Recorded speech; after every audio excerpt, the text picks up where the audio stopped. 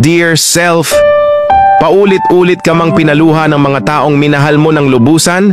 Okay lang yan. Ilang beses ka mang saktan at paglaruan ng panahon? Okay lang yan.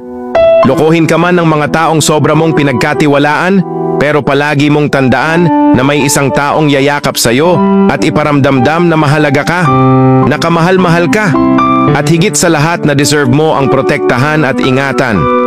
Lagi mong tandaan na sa bawat tao o bagay na mawawala o nawala sa'yo, mayroong isang mananatili diyan na hindi ka bibitawan.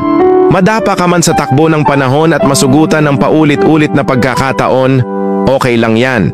Dahil darating yung oras na may taong dadating sa buhay mo na magbibigay ng pagmamahal na pinagdasal at pinangarap mo. Yung taong hindi mo hinanap pero kusang dumating. Yung taong yayakap sa'yo kapag malungkot ka.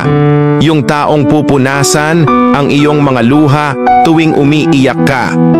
Yung taong kasama mong bubuo ng mga pangarap niyong dalawa at sasamahan ka hanggang dulo. Deserve mo ang mahalin at maging masaya.